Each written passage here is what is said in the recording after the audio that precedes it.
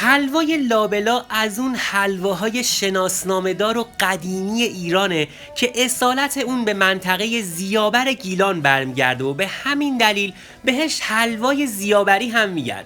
دوستان عزیزم سلام، بهنام رستمی هستم و امروز میخوام بهتون حلوای زیابری رو آموزش بدم. مقدار مواد لازم برای درست کردن این حلوای خوشمزه این هاست: آرد حدود 2 کیلوگرم، کره 100 گرم، آب 1 لیوان، جوهر لیمو 1/3 قاشق چایخوری، شکر 1 کیلوگرم، زنجبیل 1 قاشق مرباخوری، هل 1 قاشق مرباخوری، زیره 1 قاشق مرباخوری، پودر قند 1 قاشق غذاخوری و مغز گردو حدوداً 100 گرم.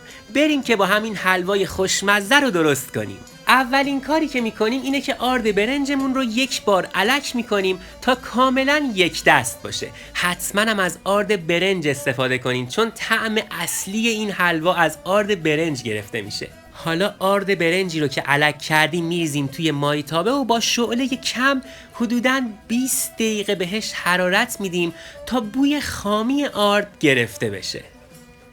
20 دقیقه حرارت دیدن برای آرد کافیه و بعد از این مدت آرد ما حاضره و میذاریمش کنار تا کاملا خنک بشه.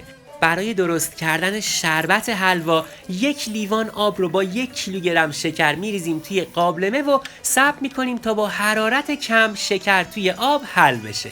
البته 1/3 قاشق چایخوری جوهر لیمو رو هم همون اول بهش اضافه میکنیم و با حرارت کم صبر میکنیم تا شکر کاملا توی آب حل بشه و به یه شربت خیلی غلیظی برسیم.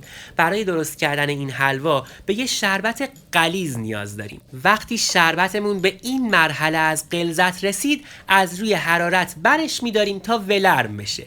ببینید غلظتش رو، وقتی بین 2 تا انگشتمون میگیریمش باید به این صورت چسبنده باشه. حالا آرد برنجی رو که تفت دادیم و گذاشتیم خنک شد 1 بار دیگه الک میکنیم تا هیچ ناخالصی نداشته باشه و یک دست باشه.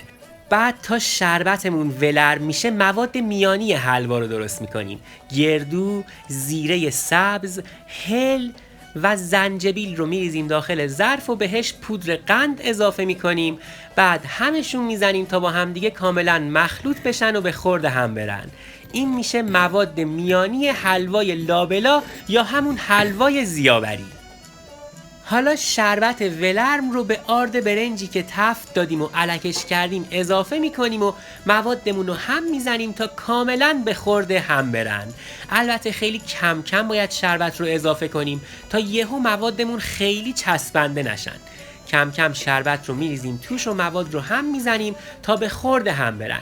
بعد کره آب شده رو هم بهش اضافه میکنیم و برای خوش عطرتر شدنش هم یه مقدار هل بهش میزنیم و دوباره موادمون رو هم میزنیم و کم کم بهش شربت اضافه میکنیم.